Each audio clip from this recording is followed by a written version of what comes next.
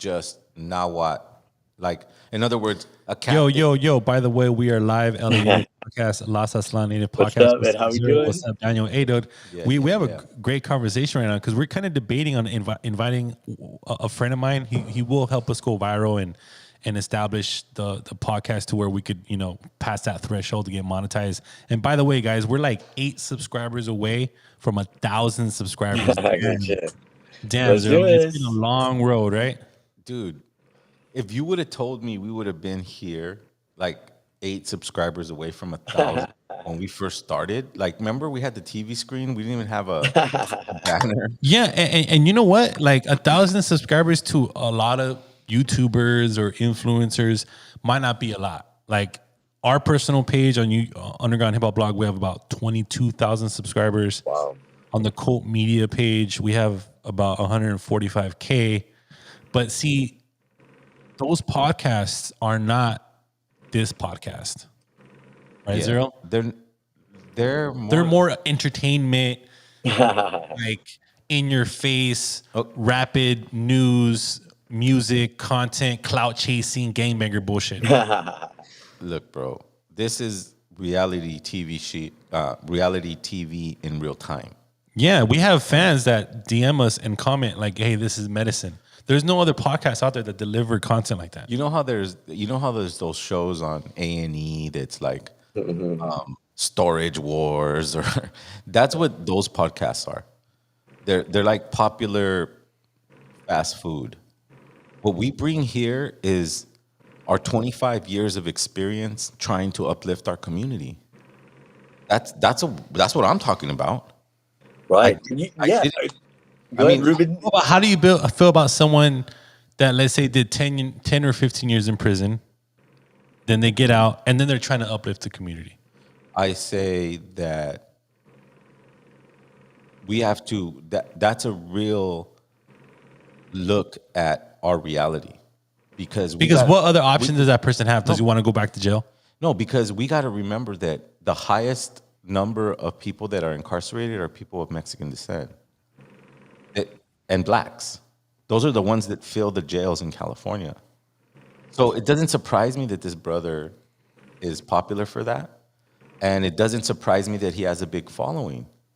And Because- you brothers, I don't think it should be a debate because, man, we accept all people of all walks of life. And I think it's true what you say, Mondo, that like he's going to open a circle that we maybe don't touch on very much. But Yeah. also, too, back to what Maybe you were people saying. that are looking for an alternative to And people are not dumb. Like when you know you're popular, then people can monetize off you. Okay, how many subs does that podcast have?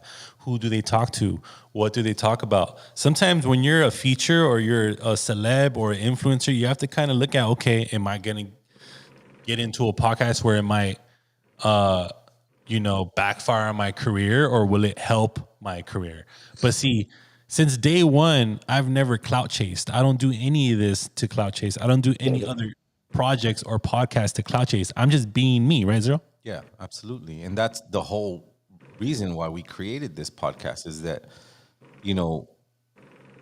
that's the strongest thing you could do as a human, is be yourself and not be ashamed of it, walk in truth. No one's trying to change anybody. No, and if you're coming on this podcast and thinking that we're going to judge you, that's not going to happen. It's not going to happen. Why? Why would I judge somebody for having the life road that was given to him? Right. But I was telling Zero off camera, like, I'm just not the one to sit here and respect someone or automatically, give them credit or respect or kudos because they just did a 10 or 15-year prison term.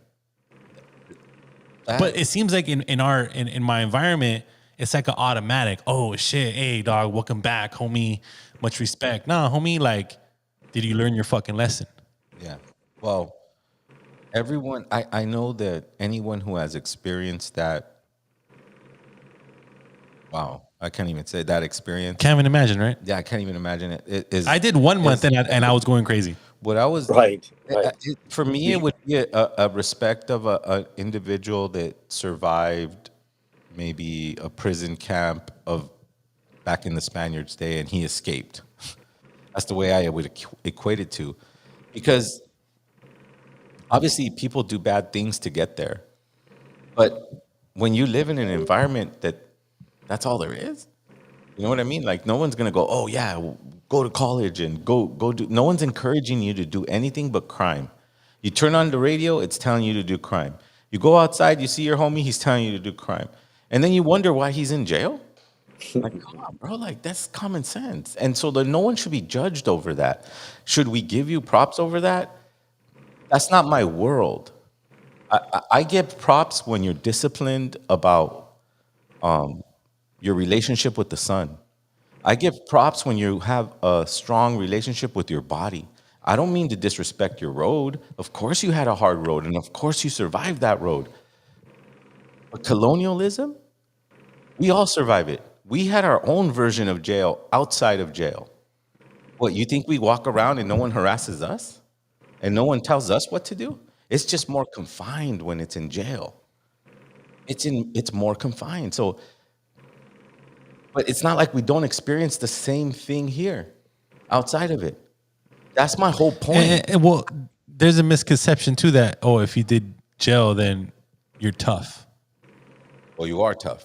I was gonna say, well, it does You kind are of tough. Let's get that straight, because You survived. man, Because we've heard stories of people getting murdered in there, right? they do bad things there. You could run with the wrong click or talk to the wrong person, and little do you know, the next day you're not even there anymore. Exactly. So yeah.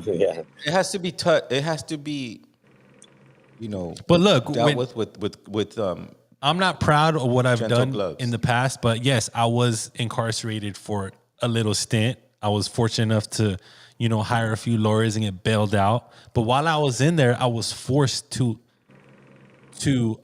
fit in, if you know what I mean. Like the guards and the people that work there do not run the prisons. It's the inmates that run the prisons.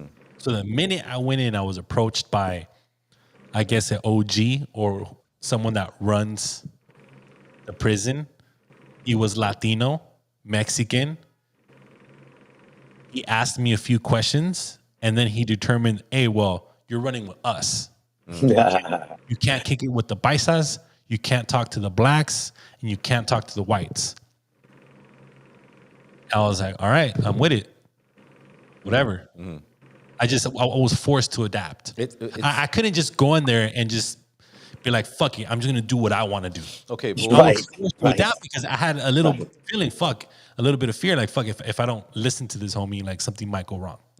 no, that's the environment that I'm explaining. It's so confined. It's like you live in a city and you get to go to the store and you get to go to Walmart, or you get to go to do whatever you got to do, but there you don't. Right, No, there you got to go. my store was from like- your cell to what, 20 feet away or something. My store there was an Asian dude like in a corner bunk, and under his bed he had like a variety of snacks and like couple noodles. That was the store right there, you go. dude. You see? And we had a trade, like something value. Yeah. Yeah. It's a rough life, and I don't wish upon it. I don't wish it upon anyone.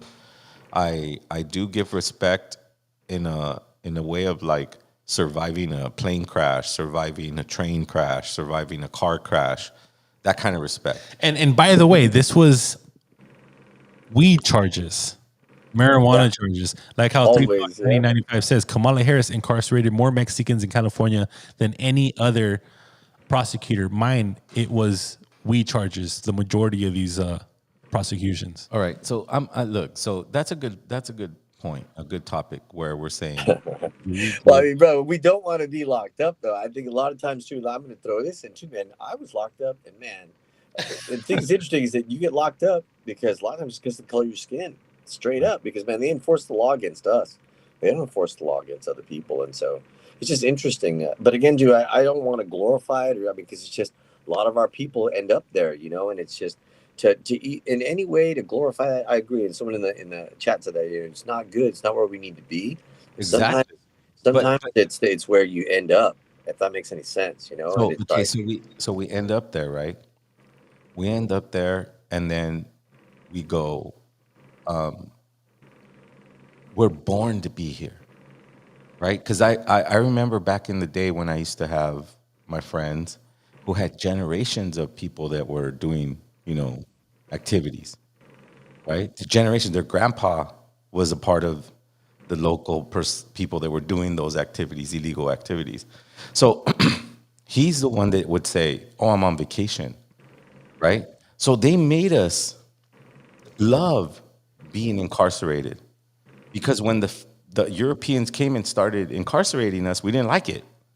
But we've been incarcerated so long that now we love it. Now we think it's cool. Now we think if you go there and survive, now oh wow, you're a part of the warriorhood. Yeah, like how 1995 says, us as Mexicans glorify prison life now. Yes, because we've been incarcerated so long. It's not that it's a good experience. It's not that you come out of there and you're like, fuck, I'm a lawyer, or shit, I'm a fucking dope ass a nutritionist, or oh man, I could teach people, languages like crazy. That's not what's happening. They made us love our own misery, right? Let me give you a more extreme, and this is a very extreme, and I want to prepare people's ears for this. Oh shit. Okay. But when the Spaniard raped us, we never stopped raping. You know what I mean? Because if you go to jail, what's the biggest fear? So now we're doing it to ourselves as well. Uh-oh. You don't like what I'm saying right now. But now we're doing it to ourselves. Now the Spaniard don't even have to do it. Now the colonials don't even have to do it. We do it to ourselves. Just like they don't have to go and round us up because we're doing, because they don't agree with what we're doing or how our community is functioning. We do it to ourselves. We get in trouble ourselves and go to jail on our own. And Ruben, but here's the thing. I'm going to throw this in there, man. I'm going to say this. That we're very influenced by this fucking caca. It's Hollywood, man. If you look at the Mexicano, okay, in the history of Hollywood, what movies do they show of us? Okay, where are we? You look back. Where is a Mexicano? What movies do you know where a Mexican is shown in Hollywood? What movies are those? Mm-hmm. And so I'm just saying, like, I hear you say, It's in the music. I agree, In the music. in the music, but what about what is it, American Me? What Mm-hmm. about what is it, the Blood In, Blood Out? I mean, I'm just telling you, just the straight up, like the movies that Right. that And glorify. the thing about those movies though, do you know who paid for the movie Blood In, Blood Out? You know what production company it was? A smaller production company, but there was a bigger production company that funded that smaller production company. Do you know who funded that small one? I don't. Disney. Disney was the big corporation that funded the smaller corporation to make that movie about Mexican people. Okay? Not So a surprise. a big Not a corporation had surprise. that funding. Okay, here's another one that I didn't know. Maybe you did. Do you know that Edward James Olmos is Puerto Rican? Nah, well, okay, hold on. That makes sense. That makes sense because they never let Mexicans in Hollywood. Come Dude. on, you know what I mean? Even But he made a movie. East He Side made a Morales, Puerto movie. Rican. He made a Okay, movie about Mexican culture or but Mexican whatever you want to call it. yeah, you just can't be And he was Mexican, Puerto Rican. right? But that's the way Hollywood works. Like I don't Think know. about it. I don't know if anybody who was Mexican of Mexican or Mexican descent, Mexican, um, indigenous, whatever you want to call yourself. I don't know if they would take that role and start reading the script and going, "Damn, I don't know if I want to do this." But if you're of a different race, you're not going to care. Oh, I don't give a fuck about these people. Hey, you too, in the chat, they're saying, how do we break the cycle? How do we? It's interesting. I was raised when my cousin he came to live with us because he wasn't working out in the system. Kind of like the early cholos, right? He ended up working and living with us, but then he did a stint where he got locked up. And I remember as a little kid going to visit him, and my tia going, "Hey, you know, if you can get like $20 or roll it up and stick it in his sock under the table." And I was like, as a little kid, just thinking, "What the fuck, really?" And I just like, I had no idea, but my cousin was the beginning of breaking that cycle, because they took him from the east side, and it's just, but it goes back to that. My mother took us out of East San Jose on the other side of town because it's those influences, Ruben. It's when people around say, no, no, it's not good to do that, and when people around say, oh, that's cool, that it's like, man, that's no bueno, and so it's interesting how it's the culture outside that perpetuates that. And at the same time too, Ruben, it's tough because we as Mexicanos, you grow up like physically having to defend yourself and it's a very, Well, they doesn't don't talk about that. People don't talk about how we were raised that way. because we've been fighting for 500 years. It's like 500 years of people slapping you around, people incarcerating you, people taking your money, people not paying you, people taking your land, people evicting you, people doing all those things, right? Right. So you get to a point where you're just like, oh, life is that way. Life is not that way. And Right. No, good point. Good point. how do Life we is not break that the way. cycle? How do we break the cycle? We start to understand that we're a part of the earth and the earth shifts and changes. We don't break anything. That's like saying the cherry trees telling the other cherry trees, hey, let's grow some flowers right now. And you're in the middle of summer. You know what I mean? And you're supposed to be giving fruit in summer, right? Let's grow some flowers. Like the trees are telling you, they move with the rhythm. What I'm trying to point out is that humanity and humans and Chicanos and Mexicas and natives have to flow with the way the seasons flow, right? Because we're a part of those seasons. We're a part of the spring. Right. We're a part of the summer. We're a part of it, not it. We're not it. We don't control it. We don't tell it when to come. We don't tell it when to go. We're just a part of it. How do you break the cycle? You stop believing them. You stop believing in their institutions. You start believing in their religion. You stop believing in their diet. Completely challenge your own thoughts. And that is truly breaking the cycle. Challenge your own thoughts about what you think is your favorite food, what you think is your favorite alcohol drink. Guess what? There was no alcohol that was distilled or brewed. Challenge yourself. Feed your body in a way that no one else feeds their body. Break the cycle, my boys. You got it. You can do it. I know you can. I did it. I'm doing it. Well, and I mean, Ruben, think about something. I kind of trip out. Think of something that natives that we practice that keeps us from being locked up: violence and stealing. Okay, you don't steal and you're not violent. Chances are you're probably not going to get locked up. And Right. the thing is, we really live in an age where people see something they're like, oh, they deserve that or they need it. Okay, well, whatever it is, whatever you want, if you work for it and you entertain it, that's how we get where we get. That's How, how we achieve our place because we work hard, we have discipline, and we want things that are good for us. But when you want something that's not good for you, you sometimes you do things that aren't good for you too to get those things, and that's a simplicity. But what I hear what you're saying because we as humans, as Mexica, as Chicanos, as Lakota, we're part of a harmony here on the planet. Now, we're fortunate that we still live where our root is. Our root is rooted here. And so, because our root is rooted here, we have an advantage. And that advantage is so great that they lock us up because they got to lock us up. Because otherwise, they're going to have to compete with us. And that's what you're not, it's the invisible message here is all these people that are struggling and hard working we're not we're a tough competition but the thing is that we're not supposed to compete their whole program is competing in a program that's not even real true to nature as you said because if you look at nature and who advanced we advanced because we observed nature and not only do we observe it but we're part of it we're actually at one with it and so if you look at a prison system there's nowhere in nature that works there's nowhere that is to be and there's many structures and many things that the colonized system creates that convinces you that this is the way it is. One of the biggest lies is that man's a creator. Get the fuck out of here. Come on. Just the fact that the system is so off its, natural form. And the thing is, nature's going to win. And as we embrace and in harmony with nature, then we're going to win as well. Because the thing is, it's the way we see our world. Our world's still our world. It's just that if we think a certain way, it's kind of like what Mondo was saying. It's kind of like what he says that how do I give you disrespect off the bat? Nah, man, we live in an age where people took advantage of that. And so now we have to sit back and we have to kind of observe and say, okay, well, let me see if you're really what you say, And it's like, man, I want to bring it back to the point we started. our podcast exists because, Ruben, where else are people talking about and discussing what we discuss and talk about here? Because you're not talking about, and we're not talking about trying to push our numbers up. Okay, granted, it'd be nice if we get more subscribers, but it's going to come at its time, because when people are ready for this message, they're going to embrace it. And the thing is, once you embrace the light, even if you go back to the dark, you know the light exists.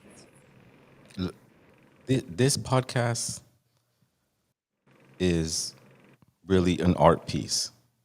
It's a part of an art piece. The art piece of our lives, Daniel's lives, my lives, and Rondo's lives. That's a good point. It's a part of everybody's life. And I'm an artist. I'm a full-time artist. When you talk to me, I'm always going to be in a theory, in a philosophy, and something of that nature, right? Because I've rooted myself to nature. Literally, I've rooted myself to nature, and no one can challenge me on that, because they're not there when I wake up at 6 to read the sun and see the color of the sky and understand that I have a new day now. They're not there at 12 o'clock when I go outside and I greet the sun and I see all the colors that it brings. They're not there when I go out in the sunset and I say, thank you for progressing my dream 1 year, one inch closer. That's how I connect myself to nature, because when I follow the sun in that pattern, it'll tell me, oh, it's wintertime. Oh, it's summertime. Oh, it's autumn. And oh, it's spring. And if it's springtime and I'm planting things, and if it's summertime, I'm harvesting things, and in the wintertime, I'm storing things for the long winter that I can't get anything. And then come back in spring, I'm in the rhythm. You want to break a cycle? Follow the original cycle. Hey, you know what, too, Ruben? I was going to also give props to the homie early on from Wisconsin. We got somebody on from Wisconsin, all the way out from Wisconsin. So hopefully that answers the question of Ghost. He says, and how do we break that cycle? How do we break that generational curse on our young men? We follow the cycles of nature. Find a way to connect. I can explain to you what I do. What I do is I fast for 5 days before the new year. That leads me into my first intentional fire that I burn on March 21st. Then on June 21st, I burn another fire. Because my prayers is just beginning at the end of the Nemotemi fast. Then I have to do the first fire, the second fire, the third fire, the fourth fire. These are very hard things to keep up with when you have modern day things around you. When it's your sister's birthday or your brother, you got to pick up your kid, or you got to do all that. But you got to stay on time with it. Look, I just burnt the community fire. Shout out to the people that showed up. It wasn't very many. But they said they listened to the podcast, so I want to shout them out. I don't remember their name, but I appreciate you showing up and putting your intention in that fire. So I wanted to shout you guys out. I'm on time. Literally on time. Not by a clock, not by a calendar, by the sun. I'm on time. I'm rooted to time. That's plain and simple. That's what's happening with me, my own challenges. I don't need another influencer to come here and tell me, no, you're not, and blah, blah, blah. And where's the codicy that says that? And, bro, I'm following my blood memory. And if you still eat meat, if you still drink alcohol, if you still kind of believe in Jesus, then you're not here with LA natives striving to be something that we were born to be. Well, you know, dude, Ruben, it's funny you say that, because doing my research on, I was just always trying to look into our native culture and see what's out there, and I've been kind of listening to a lot of YouTube videos, just trying to see it. And in particular, I always try to listen to stuff on Quetzalcoatl. And so it's always interesting to hear, the perspective on the feathered serpent, and I just think it's just interesting to hear the way people view our culture and the way they want to incorporate our past into their religion. And it's kind of like, which came first, though, and so, but also too, I know we were talking about, I was telling you about a video that I had seen by Terrence McKenna, and it's novelty theory. And I don't know if people are aware of that, but I was really tickled by it because what Terrence McKenna is, he's someone who had passed away. It was like psychoactive plants was his thing. You know, he was into the mushrooms, and so he had this video that talked about novelty theory, and basically he was saying how we're in strange times and it's only going to get stranger. And so it's wow, it kind of intrigued me, you know. But it was interesting. He talked about what I had learned in Mexico back in '96, and what the maestros were talking about was that we live in a spiral, you know, and as the spiral moves closer to the center, everything moves faster. And it's like, man, it's true. We're living in a time where everything is speeding up. And so in this video, he was talking about that, and then he talked about how that this vision that he had seen of things speeding up, and a lot of just information flying, and how information builds on information. And it was like, wow, so we're really advancing, but at the same time too, time is moving faster. And so, but his point, the one that intrigued me, was that how he connected to the Maya, and how the Maya had already foretold what he was discovering. And he said that he didn't even realize that the Maya had mapped this out. And so, and it goes back to, we were talking about how nature is math and math is predictable. And so there's a lot of predictability in the movement of the galaxy. And as we understand that, you know, that's what helps us make it into the system. Because if you think about it, the things that we struggle with are like the prison system, racism, all these kind of theory ideas. But man, they're things that take us off of our natural energy. They take what we naturally do and they spin us in the wrong direction. And so it's a very interesting thing, because it's like, I remember when I worked in the youth authority, they talked about how the gang members would give the kids rules, and those rules would just give them more time in the authority. It was like, man, you're kidding me. And so it's just interesting how they would just set systems up just to give them more time. And it was like, man, who's pulling the strings here? But again, too, it's just that system is very selfish. And, you know, when you get involved with something that's very selfish, boy, it's just a very toxic relationship, you know, if I can just say it. But yeah, it's yeah, I don't know. I think I'm giving the link to Armando so we could oh, pull okay, it up okay, okay. on But it's just interesting. What I like too is in that, when in his video Armando. he I said, just sent you a link on the email, so see if you could pull it up on the computer. But I was listening to everything you're saying, and I know a little bit about Terrence McKenna. I studied him before the 2012 shift and all that stuff. And again, I wanna reiterate that to follow nature, one cannot assume or think that they know how to predict anything that this planet gives us, because it's far bigger than what we can conceptualize. No one, I don't see anyone in our ancient culture saying, you know what, I know everything. You know, like you mean like you, wait, Ruben, you mean like a right, guy that says, you're not Mexica, right, yeah, something like that. You know, where you're you like, know? God, I know all scientists, all Right, right, everything, right. all philosophy, all theory, all But everything. brother, but if anything, that's the epitome of colonization. Come on, Right, like a man calling himself a dios. Think about that.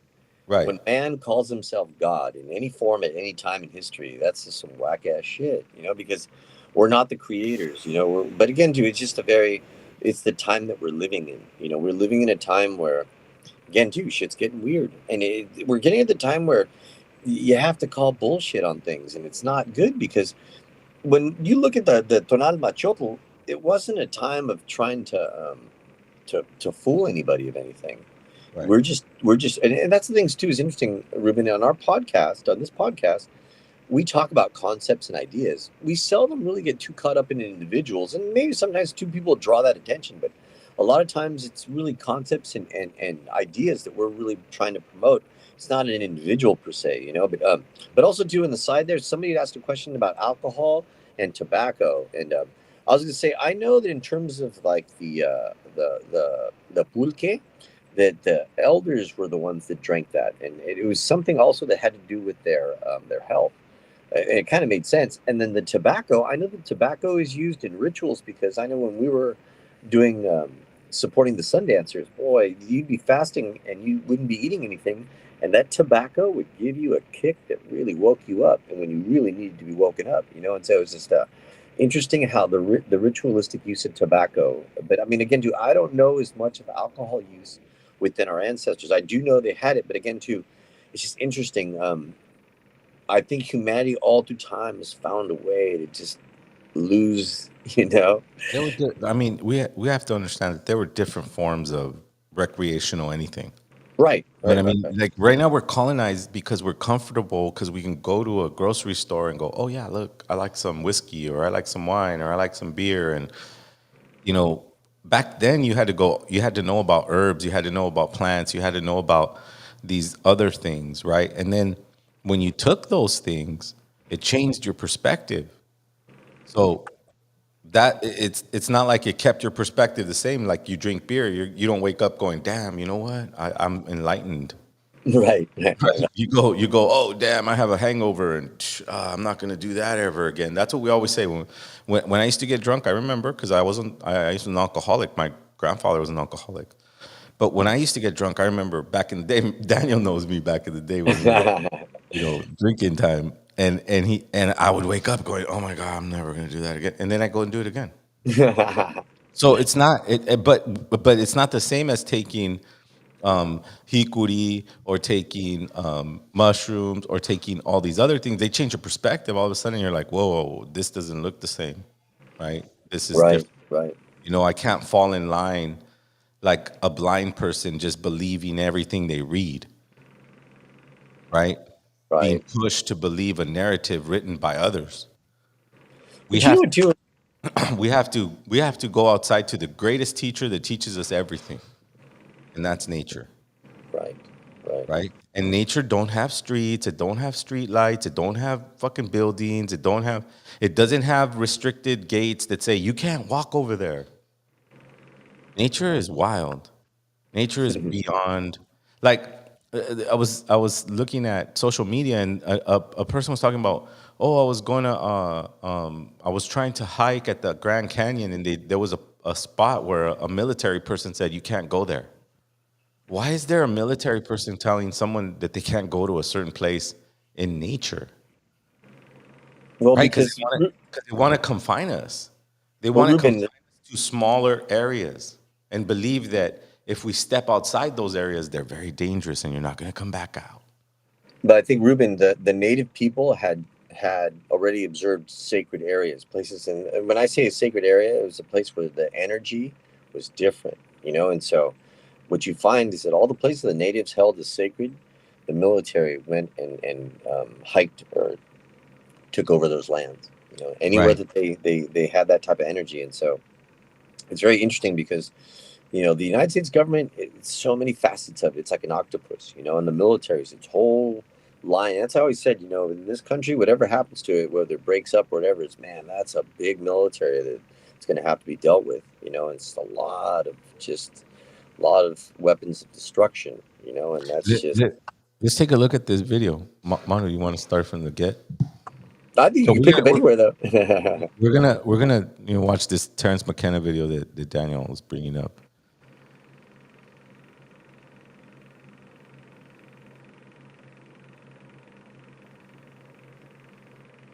real quick.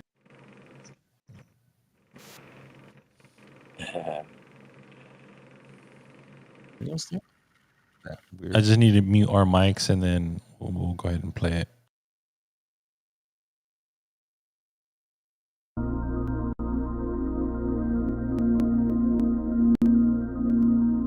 Novelty is not necessarily good or nice. Novelty is complex. That's what it is.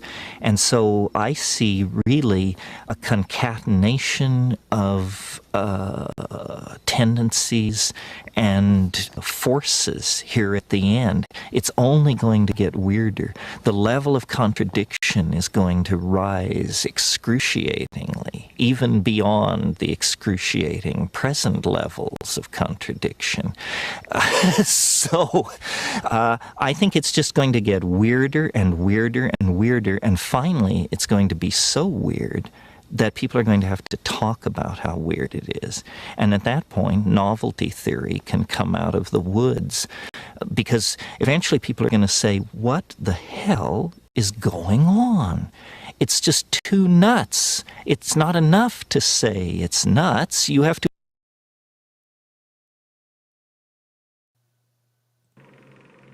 Novelty theory, right? Is that what he said there? Yep. Yep. Novelty theory. Chip out, like. That's TikTok. That's TikTok, bro. And remember, he talked about this in 1998. In 90. So this speech is from 1998. Yes. He died. I think he died in the year 2000. So, but I mean, it's just amazing. So think about that. He's talking about TikTok. He's saying that. But no, right. But I mean, it's going to get so weird and so crazy and so, because we don't know the difference between an AI photo, an AI video, right, Armando? They can make AI like videos. It's funny how you mentioned that, because the only social media logo that's, I think, on this little slide is Instagram and TikTok. There you go. See, it's But here's the thing, though. I think the animation is from today, but his words are from back then, so it's kind of interesting. No, but he's describing exactly what. Right. No, exactly. I'm saying, but the animation. Like everyone has an opinion, right? Everyone has a book report on Kamala Harris, or everyone. Right. And the thing is that, but here's shortly after, he's going to say, "The mushroom told me." And all right, so let's keep going. Let's keep going. I just wanted to point that he says that everyone have an opinion. What was it called? Something theory. Do you remember? I forgot. Anyways, we'll go back to it, but right. Let's keep going.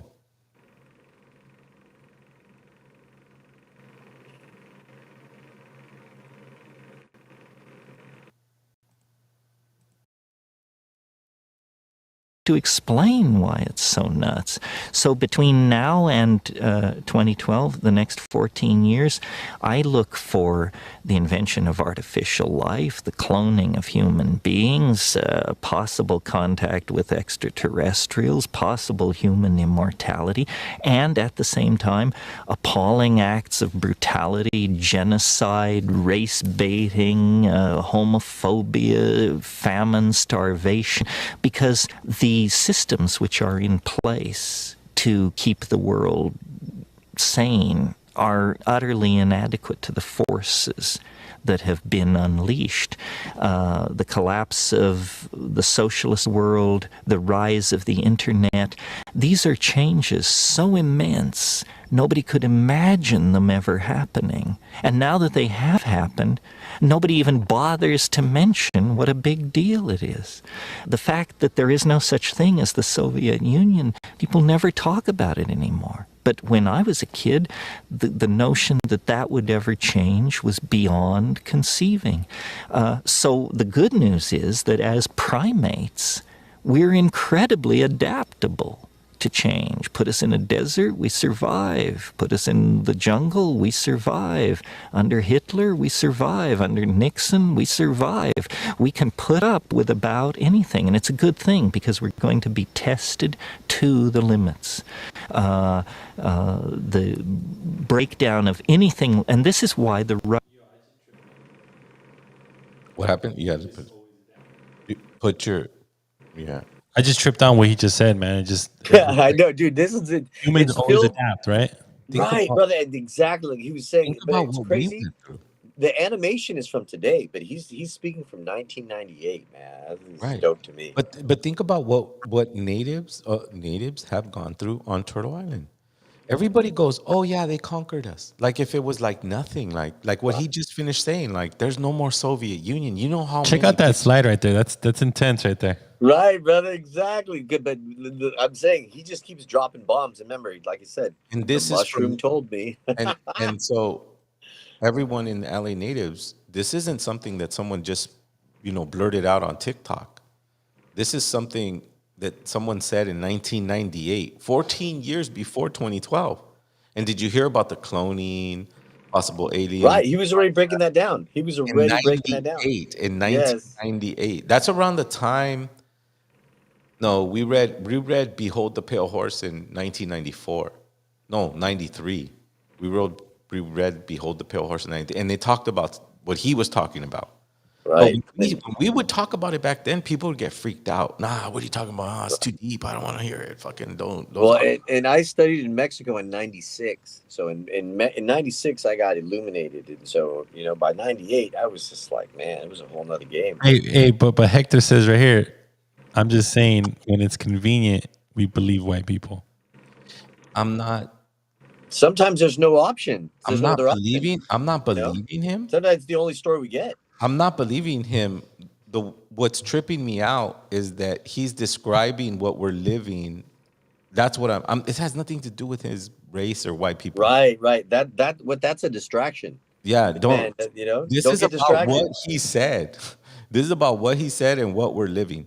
Do I go, oh, now Terrence McKenna has the answers for the Mexica people or the indigenous people? No, you only have the answer for your own people, for your own self, for your own Right. family, for your own community. They didn't even know we existed. He had no idea. Because I would say let it play out because, man, he's going to drop some shit right now. But I'm telling you, he said the mushroom told me. And that I understand. But disclaimer.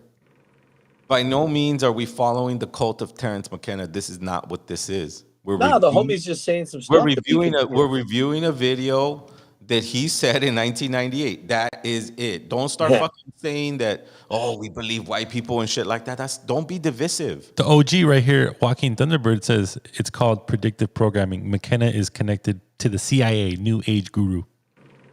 Understood. Yeah, because they gave them all the secrets. Just because the CIA wrote a book, we're not supposed to read it? Come on, dude. Wait. CIA. Look, you gotta read that shit. Homie. They're not bigger than the sun. That's true. They're not. They're not bigger than nature. And I just said, I wake up in the morning, I do my ritual so I could be with that. I'm not trying to believe Terrence. What else are we going to talk about? Kamala Harris? Kamala Harris and fucking Biden? Hey, but this stuff's timeless. If you're gonna make a comment, make it in a positive light, not in a debate. I don't want to debate you. But We're a tribe here. Put up with about anything, and it's a good thing because we're going to be tested to the limits. The breakdown of anything, and this is why the right wing is so alarmed, because what they see going on is the breakdown of all tradition, all order, all sanctioned norms of behavior. And they're quite right that it's happening, but they're quite wrong to conclude that it should be resisted or is somehow evil. The mushroom said to me once, it said, this is what it's like when a species prepares to depart for the stars. You don't depart for the stars under calm and orderly conditions. It's a fire in a madhouse. And that's what we have, the fire in the madhouse at the end of time. This is what it's like when a species prepares to move on to the next dimension. The entire destiny of all life on the planet is tied up in this. We are not acting for ourselves or from ourselves. We happen to be the point species on a transformation that will affect every living organism on this planet at its conclusion. Novelty theory is something I've been working on since the early 70s, inspired by psychedelic plant experiences. Obviously, this is what happens when, Europeans get a hold of medicinal plants. Because they have a platform, Ruben. I mean, I get it. But what I'm trying to say, and just to calm everyone down in case the brothers got mad at me because I said something. Look, I'm trying to contrast. I just said it. Sometimes we think that we know everything, right? I don't believe Nasahualcoyot or Cuauhtemoc or Titláhuac said, you know what? I know everything. Let me throw this fucking theory at you.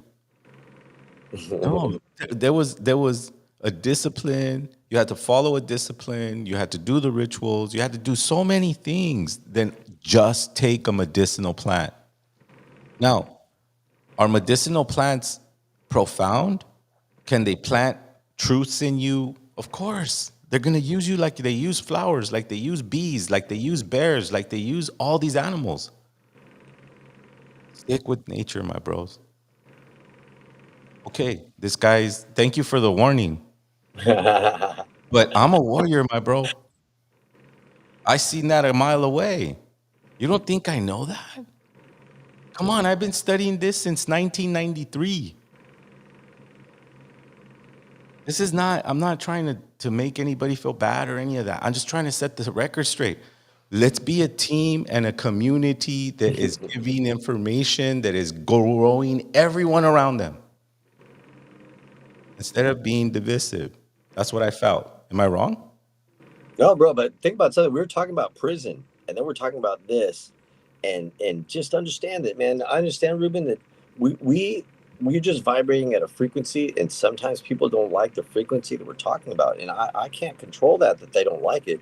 But I mean, it's just to me, I understood this and I learned this a long time ago, and I always am intrigued when someone else has something that's like, man, that sounds like what I'm doing. And so this again too, if you play this out, he makes the connection, because all this his trip into the unknown, the unworld, the other world, takes him to the end to realize, wait a second, the Maya, they're talking about the same thing. And so again too, Well, I mean, we used as native people medicinal plants at certain times and certain days in certain seasons to get profound answers for our community. I don't want to get people confused with us going, oh yeah, Terrence McKenna has answers. He's just a person that we're reviewing because he said some stuff that was interesting to us. Interesting. He was definitely far ahead of his time, dude. Well, in 98, he's saying shit like this? Yeah, I know. That's insane. And he's about to connect it to the Mayan things, and we're the Mayan people. So, I mean, you know what I'm saying? Like, it's a pretty good connection, and again, too, what happens is that people are uncomfortable with things, okay, and I'm not trying to, but they'll say, oh, he's this or they're this, and to try to take you off what we're talking about. And it's like, right. I get why the brother's concerned, and thank you so much. He's a warrior. He's going to warn us. He's going to warn us. Say, hey, bro, be careful with that. But as long as it's in a good way, Ruben, we can't. Yeah. It's all good way. It's all good. Even if it isn't in a good way. Even if it isn't in a good way. Come on, bro. When Sitting Bull had to call all the tribes together to fight the U.S. Army, you don't think there was beef between them? You don't think there was differences in religion or rituals or whatever? You don't think someone else stole someone else's wife or beat someone up that was their little brother or stole the horse from someone? He had to calm the storm. Remember, we're on the same team. That's all I'm saying. You can have a different opinion. You can say whatever you want. You have every right. That platform is yours. Everyone in LA Natives, that platform, that's yours. Forever. That's yours. But remember, we're a team. We're not trying to fucking don't pull my braid when I'm fucking running forward. That's true. Like, I won't do that to you too. Okay?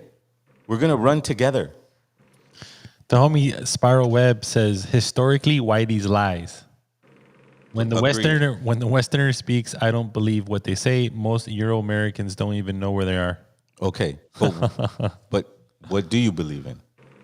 What is your practice? What can you share with the community to push us forward instead of saying, I don't believe? Because I don't just say, hey, you know what? I have a good diet. Do I stop right there? And then the homie Hector says, so should we only trust high white people? No, we should trust no one. Don't believe anything anyone says. Believe in what they do. That's it. Whether they're black, whether they're Asian, whether they're green, whether they're yellow, believe in what they do, not what they say. Sometimes, I don't know, when it comes to believe, like, okay, am I going to believe it? If it just sounds like it has a lot of subject matter meaning, and most importantly, like, if it just sounds honest, then I somewhat will believe it.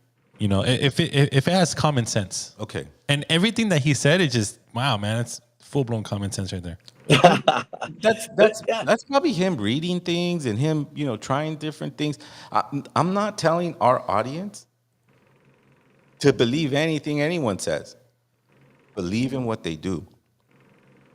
I think I like to put my hand up and say, I'm a community member from a community that I grew up in, bringing a good thing for my community, my restaurant, my monthly market, not mine, but our community's restaurant, our community's monthly market, our community's 1 year event, third year Indigenous Peoples Day, October 13th, 2024. I'm not telling you this because I read a book and this is what I know. Do you know that I went to a supervisor meeting, and I'm not complaining. I want to show you guys that these are the steps that it takes. It's not just knowing. So if he has an answer, what is he going to contribute to the conversation instead of a debate or saying that I don't believe? We're not saying to believe. So I just want to make that clear. So everybody clear. I'm not saying to believe him, and you know, it's kind of hard to put something out there so people can start, you know, taking their own version of it and reading and going, this isn't bullshit, or, oh, wow, this is interesting. Let me go further. You know what I mean? So I'm not trying to be divisive. I'm trying to be... in the Amazon to attempt to look at time and really deconstruct it and attempt to understand what it is. And this has been a wild intellectual ride leading to some pretty easily stated conclusions. One is that novelty, which is my term for complexity or advanced organization, novelty increases as we approach the present moment. The universe you and I are living in is a far more novel and complicated place than the early universe was. Well, some people would say, well, that's just a consequence of the unfolding of developmental processes. But this asks the question, what are developmental processes? Why should the universe have a preference for order over disorder, especially when we have something called the second law of thermodynamics, which tells us exactly the opposite? Physicists believe the universe is running down ultimately into a state of disorder. But what I see is everywhere the emergence of more and more complex forms, languages, organisms, technologies, always building on the previously achieved levels of complexity. So that was one of my insights. Coming out of that insight was the further understanding that this process of complexification through time is not proceeding at a steady rate. It actually follows a kind of asymptotic curve. In other words, it's happening faster and faster.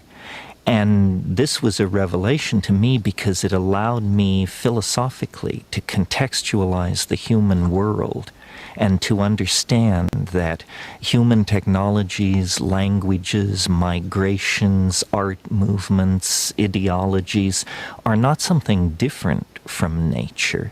They're the same process that we see in the movement of continents, the evolution of new species of animals, except that these human novel emergent situations are happening much more quickly. So I see the cosmos, if you will, as a kind of novelty-producing engine, a kind of machine which produces complexity in all realms, physical, chemical, social, whatever, and then uses that achieved level of complexity as the platform for further complexity. Well, this explains our present circumstance. It explains the rush toward all forms of new technology and social organization in the new millennium.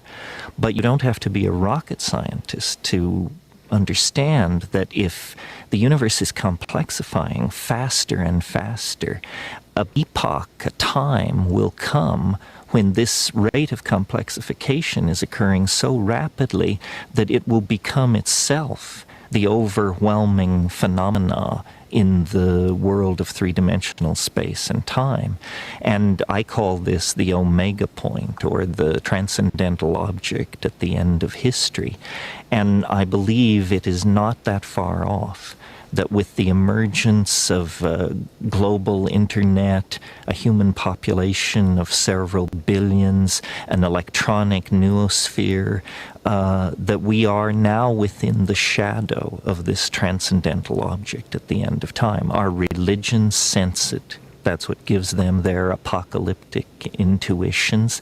And I think the ordinary man and woman in the street sense a kind of built-in acceleration to time itself. Well, rather than dismissing that or treating it as a psychological perception or something unique to our society, I took it as a basic perception about physics, and have built elaborate, mathematically defined theories around this idea. Yo, I love how he put the Mayan calendar right there, dude. Yeah. But he's about to break it down. He's about to link them. You just, but I'm saying I dug it. I was like tripping. I was like, because I knew all this before, but it's nice. And this is when I give the Aztec calendar lecture. I say, I'm going to tell you something that you might know already. So understand that to confirm what you already know, because there's a lot to that. And it's really a great feeling when you feel like you're on an island and like, I'm the only one that thinks this way. And then somebody else says the same shit. And you're like, yeah, I'm not alone, And so I feel that way when I lecture, and it's just, I understand. You got to remember, people come from their own experiences. People come and I understand. Like, I grew up with straight weddles, so I had to believe some of them. I had to trust some of them. I had to, it was just my nature, but I had to survive. I'm not trying to. Sometimes we get into the habit of saying, "Well, I had to trust the whites. I had to trust the blacks. I had to trust." How about you just trusted a human that you knew well? Right. There's no race, man. Stop thinking about race, because race is what. If Kamala Harris is saying we gotta address race, you gotta know that's a fucking red flag. Right. That's a red flag. When someone starts talking about, oh, that's a black guy, and oh, you can identify them like that. Like, oh, that's the guy that hurt me. He's black and he has a fro. But the thing is, Ruben, if you can't get this shit because the guy's white, now let's think about something, man. That's a lot of work for LA natives to do. I'm just going to say that straight out. Like, this guy, regardless of what color his skin is, he's saying shit. And I've always known this, man. Anybody could come up with fucking truth. And it's just up to you to decide that. I mean, like, but if you don't get it, because this guy's a weirdo, man, that's what I'm saying. That's a stretch for us. Like, man, we got a lot of work to do. Well, a lot of work to do. I'm not even saying that we have to get what he's saying. It's not to be intimidated with it. You know what I mean? Like, right. I get. Like, he's mentioning the Aztec calendar as if it's just a tiny piece of what his theory is, right? Because he has all these chemicals and social things happening and all this. But yet he's putting the Aztec calendar next to a poster of an alien spaceship. Right. But here's the thing. I'd say let this shit play out another minute, and it's going to reveal it. Because, man, he's dropping stuff like every 10 seconds, man. And then have found, to my astonishment, incredible congruences with other work. I'm thinking of the Mayan calendar and its curious countdown-like quality toward an extremely unique event that the Maya felt would occur in the same time frame that my own equations predicted, even though at the time I was unaware of the Maya. So what we have here is a new model of time based on a very real intuition that I think most people share, which is that time is speeding up, that human beings are part of that process, and that the culmination of that process is now within the ven of historical time. In other words, I believe it will happen in 2012, in December, coincident with the same events that the Maya placed at the end of their calendar. Even if I'm wrong, even if it's 100 years or 500 years later, these are still spans of time that, when compared to the life of the planet, are fractions of a percentage. So whether you believe, as I do, that we can know the precise moment of this transformation of the world of time, or whether you believe it is simply coming soon and fast really doesn't make that much difference. We are all gathered here at the end game of developmental processes on this planet. We are about to become unrecognizable to ourselves as a species. Our technologies, our religions, our science has pushed us toward this for thousands of years without us awakening to what the denouement would be. Now we stand close enough to it that I think all but the most lumpen among us must feel the tug of the transcendental and the transformative. That's crazy, yo. Yeah, it is. I mean, it just, I think it's interesting that his words are kind of timeless, at least for, he was talking about this in 1998 and we're in fucking 2024. So, 26 years later, 213s, And what I get confused with is the fact that we talked about 2012 for a long time. We started talking about 2012 in 2000. In the 2000, we started talking about the precession of the equinox. And everyone started talking about it as the end of the world. Oh, the Mayas predicted the end of the world. And the Mayas are gonna reach, there's no more count after that. There's no more count after 2012. Like, really? Like, we counted thousands, and a Baktun is like more than 10,000 years. To predict the precession of the equinox, which is the wobble of the earth, it's counting down to that great moment of the wobbling of the earth and the Milky Way passing right above us. That was 2012. That's all that happened. I have explained this in LA Natives, that it's math, science. Science is observation. Math is the calculation that you get so that you can understand the science of the observation of what's happening and how the stars are affecting the earth. That's my theory. Okay, let me add this, Ruben. Somebody said that time isn't real. Okay, and to some extent that's true. Now, on the planet, we come from a culture that they started counting time and they began at a point, and they began that point at a tree in Oaxaca. So there's a point where they're beginning their own tracking of time. And so I just want to add that in. So they have a concept of time that's their own. And right, it's totally different from what we conceive. Yes. Okay. Now that being said, we in our culture have a vision of this, and so I know you said that they thought the world was going to end, but there's another calendar. It's another calendar that's buried, and they just haven't found it yet. And so, that's part of the reason. I'm sure there's calendars upon calendars upon calendars, right? But it's just that, Ruben, part of this too, though, is that the world's going to end. Okay, that makes sense because that's their narrative. Okay, that's their dialogue. Think about it. The world was going to end in 2012. We're in 2024. We're 10 years after they thought the world was going to end. Why do you think all their shit's falling apart?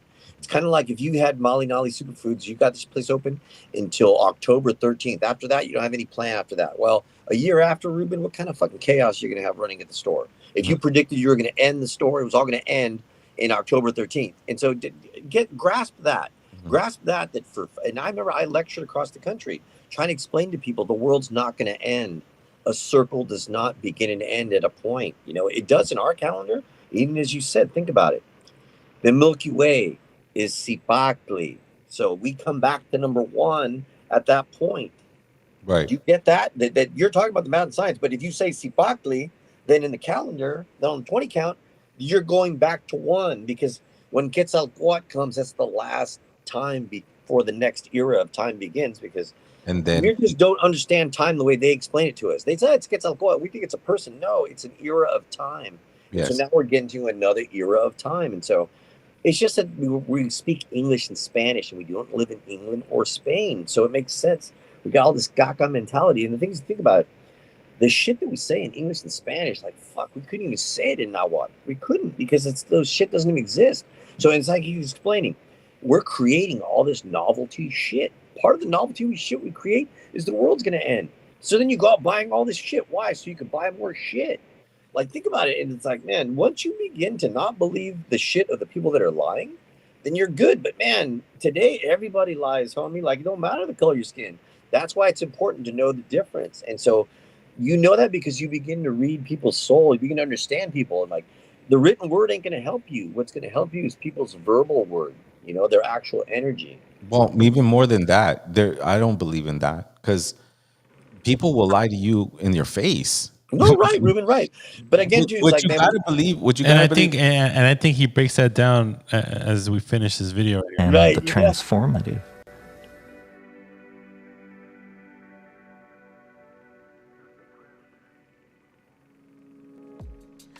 We're living in a time where thinking critically is more important than ever, yet the media often pushes narratives that are intended to manipulate rather than inform. Having the right tools helps you stay grounded and see through the bias.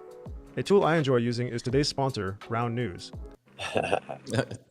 That's just an advertising, but he's right what he's saying, and it's just but that's not Terrence McKenna anymore. I think he ended at that point. The thing is that, man, that guy, anybody, if you've taken shrooms, if you've done, any type of psychedelics, it's just interesting where you go in your brain, and where it opens you up to, because our ancestors told us that our brain is a metaphor for the galaxy.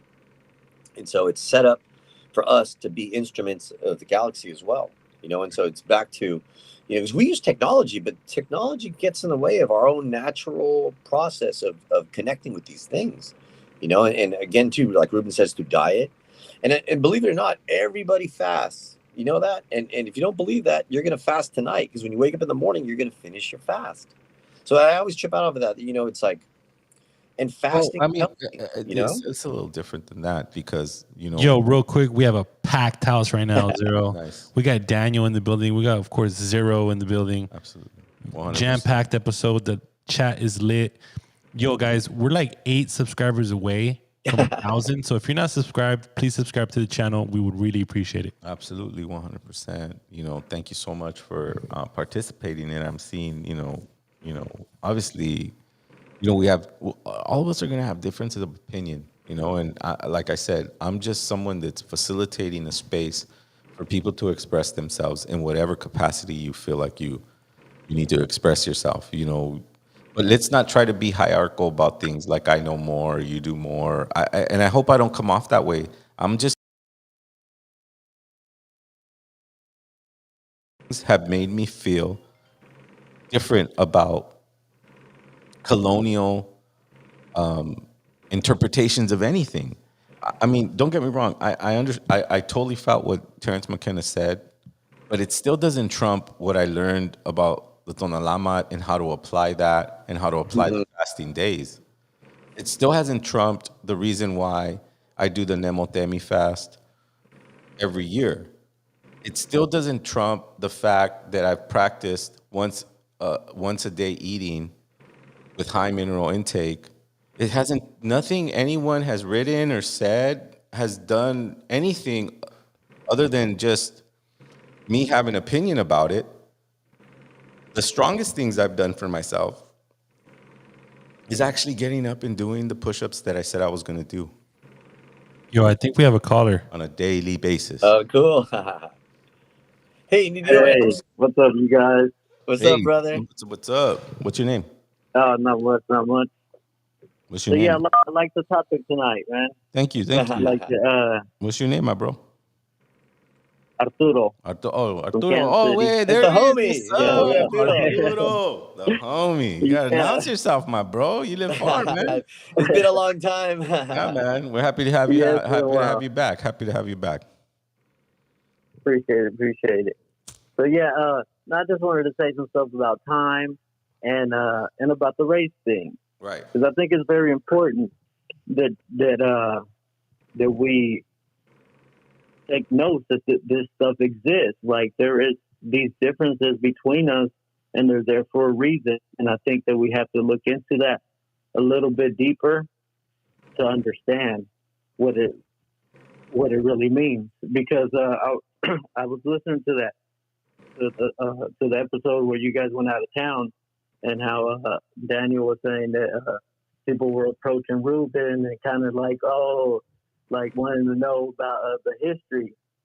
I was thinking it's your facial features that are very loud. Like you actually look like a real Mayan, nose and all that. No, but I think, but this is a deep expression that comes from your blood, deep from your blood, that Absolutely. is announcing this is what exists inside of me. Right. This is where this is where my blood comes from. Mm. But anyway, so I'm thinking that like us having a wide nose and all that it's good for us because we were used to being in tropical regions. Mm-hmm. And we migrated. We never were just lived in one little box and stayed there for 10, 20 years, 40 years. Right. Like that's not normal. That's not normal for any creature. Right. So, but yeah. So, sorry, I'm going on a rant. No, it's perfect. This I is think your you're right time. on. No, this is your time, bro. Take your time. Hey, but good point though, brother. It's a good point. Yeah, good point. Yeah. So I'm thinking. Thanks. So I'm thinking, yeah, our features say a lot about where we're supposed to be at, and what rhythms of the world we're supposed to follow. Because these are rhythms, not real time. Time. When I say time doesn't exist, it's because it comes from the imagination. You have to imagine these moments and then call it time. But time does not exist. It's just moments that are here and they change. Like they're changing right now. Like we can't ever go back to 10 seconds ago because without change, life just can't exist. Everything has to change. Every little microbes inside of us that are constantly changing and have to change and evolve for them to exist. So time does not exist. Time is just a thing that was pushed on us to where we start believing that one day we can travel in time. But come on, you can't do that. You have to have the power to move the sun back and the moon. Like that type of power it's not going to come from an organism, at least like us, because at the end of the day, that's what we really are. We're just an organism, animals. But for some reason, we started believing this thing that we were superior to everything around us, and we started trying to take control of it, and that messed us up. 500 years ago, before that, we were way in better tune. Yeah, surroundings, way better, and the proof of that is that our rivers were the cleanest in the world, and we have multiple different types of creatures. So. Yeah, so time was pushed upon us. Now, and now with we that live being in a said, world where with that being said, brother, you're completely 100% right. You know that, we had the cleanest societies, we had the healthiest people because we got sick so quickly from their filth, right? But we understood time because and I get what you're saying, that it's a theory, it's a concept, it's not something tangible or something. But what we marked time with is celestial events.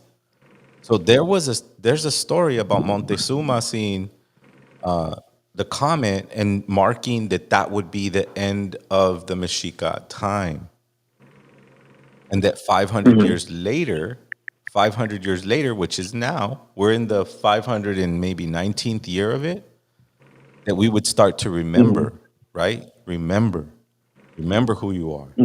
And when we're saying remember, I'm not talking about put it in your mind. I'm talking about believe in who you are.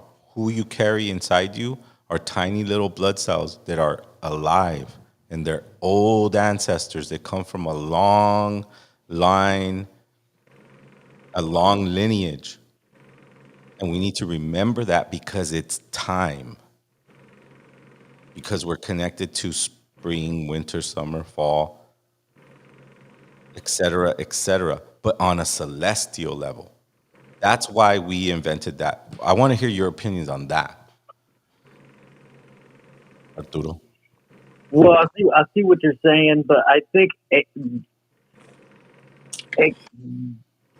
could have just been measured in that way, that maybe when they did write that down, that he was like, okay, I see this illness, this new creature or this new human that has arrived and carries this illness. Because I'm pretty certain that these people could tell that they would have been able to tell that these people were like sick, because you can tell and the way somebody's eyes are, if it's starting to turn like, certain colors, your tongue. There's a lot of features in your face that can tell that you are a toxic person. So it could have been a thing where he could have measured like, okay, these people are carrying this type of disease. This type of disease is probably like the worst type, and this many moons or the celestial, because I understand that we did use the celestial stuff because the moon and all kinds of stars and stuff like that. Probably did the calculation in his head and said, okay, when this celestial thing happens, by this time, this illness would have really wiped us out or whatever. Well, So I don't think they were really into the time. I think they were just counting moments, because that's one of the best way to keep up with moments is with the celestial bodies up there. right. And I had the pleasure of being in front of hearing a lecture by Arturo Mesa. Arturo Mesa probably would be considered the grandfather of like the Aztec calendar and that kind of thing, 'cause he's been studying it for so long. Correct, Daniel? Yeah. He's the fourth. Yeah, that's the main guy. The main guy, Arturo Mesa. So what he said in the Oh, I'm lecture, gonna look him up. Yeah. I've never heard of him. Arturo Mesa Gutierrez. Gutierrez. Arturo Mesa Gutierrez. And he's talked about the Aztec calendar being around for a specific reason. Because it loops around. It loops around. So I believe that when the Mexica, the last Mexica Tlatoani, which, well, actually he wasn't the last, but when Montezuma saw the sign and all the things started happening, Arturo Mesa said that happened before. It would happen maybe 200, 300 years ago before, but something similar happened. And it keeps happening. But if we're oblivious to the cycles, we'll never catch it. And that's how I think our society's got to be stronger and stronger and more harmonious, because we were catching the moments where things would get violent and maybe we'd pull back or do the adjustments we need to fall along the wave of time. Remember, we're connected to the earth. The earth, we don't own the earth. We don't control the earth. No matter what we do, we're never gonna fucking dent her. She is a celestial body. We'll destroy our cities. We'll destroy large amounts of land, but we cannot destroy her. She is her own being. And Hey, Ruben, I was going to add into, somebody had asked in the chat, and I wanted to add this point, was that they said, Carlos Castaneda brings a lot to the table. What's your brother's opinion on his works? And I was going to say, in terms of like we're talking about, I know that when I studied in Mexico in 96, after I came back and I picked up one of the Castaneda books, I think it was like the third book in the series, man, I really liked it because that book was talking about everything that I had learned in class in Mexico. And I was thinking, man, how did this guy know this? And so it was interesting how Castaneda, and from what I understood, Castaneda wrote those books in a fictional aspect because a lot of people could not grasp that that was a true story.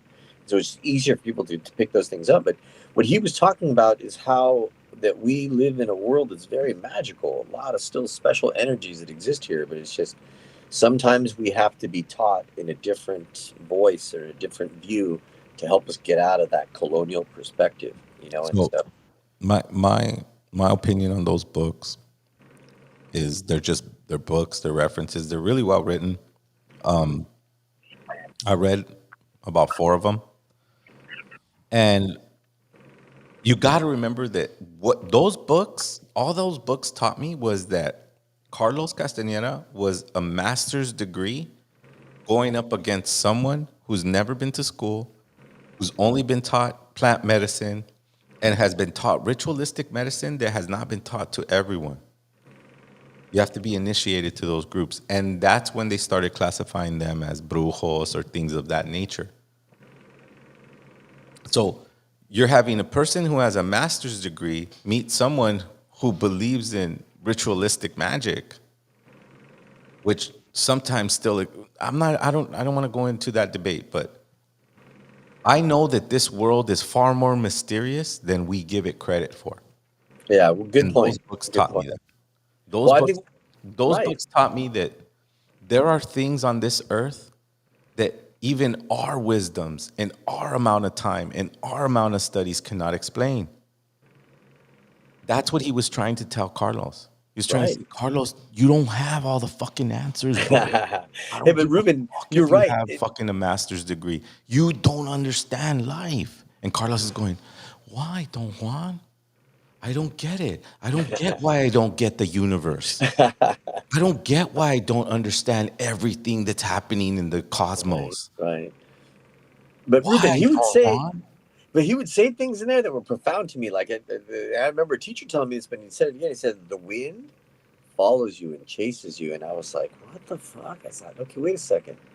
That's true." And it's like it's you can play a game with the wind, and it's like, damn, and it's just interesting that he was breaking down like natural laws in nature they don't teach you about because they're not even talking about the laws of nature. They're talking about the laws of man, and they're trying to get you to follow those laws. No, Of man, it's the course. laws of nature that you have to abide by. Right. And the laws of nature are long. Like, man, They there's don't so flex many, though. They don't flex. there's They don't so change. many, You don't get a there's, reprieve.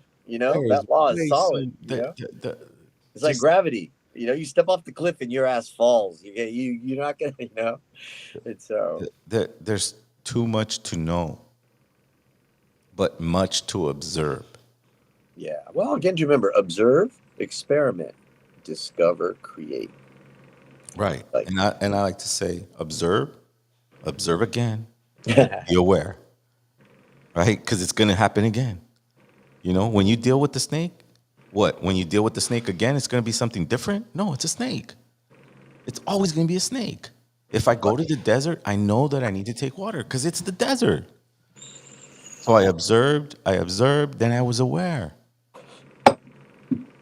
which leads me to an ability to experiment, to mark, to dictate, to record.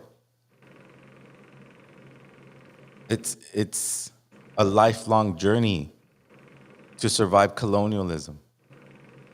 I think the books that are mentioned here should be read and should be researched and you should have your own opinion about them. Just remember though that a lot of people like to credit Carlos for this is Carlos's road with someone who practiced ancient ritualistic magic using specific plant medicines to get into those realms. That's my opinion on what those books are. But you're not Carlos. So don't read those books and go, "Oh yeah, I'm Carlos." You're not Carlos. That was Carlos's road. You're reading a story about a person and what he went through. Not you're that person being taught by that man. Now, in those passages, there are some profound stuff. So everyone should try to do as much research as you can. They're very controversial books. They're not books that everybody agrees on and all that stuff. You have your own opinion. That's what I did. I just had my own opinion. But the most, out of all those books I've read, out of all those workshops I've been to, out of all those things I've experienced, the only one that really affected my life is my discipline. My discipline to do what those things said. To practice what I learned in those workshops. Not to just know it. I have to do it. That's the main thing. So go and research more and read those books, read more other books, go into documentaries, go to the temescales, start learning. Time is now. Cuauhtémoc said 500 years later, 500 years later, after they came, which already they came, we would rise again. And in our consciousness, in our connection with Tonantzin, in our connection with our children and our families and our communities, it's time. Now we're here. Your flower is open. It's how you use it. What are you going to reflect? Challenge yourself. I try to do that every day. Yo, we have a couple minutes left. Hey, Great is Art podcast. still on with us? Is Art still there? No, I think Okay, we cut Just him want to make short. sure. Okay. But yo, we appreciate all the calls. You know, this is what this podcast is all about. This is your podcast. We had a packed house today. We still do. The chat is lit. Help us get over to 1,000 subscribers. Make sure, confirm that you're subscribed to the channel. If not, subscribe, leave a comment, share the video, comment on the video. Man, it's been a long road, but explosive episode tonight. Thanks. That was a good video, Daniel. No, I thank you, man. Again, too, I just, it really touched a couple things in my, I was like, wow, you know, and then there's a couple other videos he's got. I would suggest the one that said to not follow authority. You know, that was a good one. Let's save it. You know, here we go. No, but I'm saying you could look and look under his stuff. Yeah, He's got a lot absolutely. of Yeah. stuff. No, he has plenty of He's, videos and he has plenty of things. Just like go research Humbatsman. Humbatsman is a good one. Right. You know, people don't like him because they claim he's new agey, but research everything, man. Make your own opinion. Hey, but you know, too, Ruben, I'm going to add that I'm really impressed and happy that I think that the idea and the approach to mushrooms, the hongos, the psilocybin today, it's, man, a much safer and healthier approach that people are actually starting to embrace the idea of microdosing and just, you know, and I remember It's not for everyone, though. No, it's not for everybody, not for but I mean, but I'm glad that in today's world, it's an option. Before, it's like, man, for it's me, sending you to jail.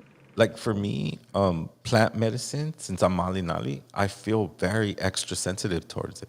And I'm not saying that I don't do it. I haven't done hikuri or I haven't done other things, but I'm very sensitive to it because I'm already a plant. I'm already have that energy in me.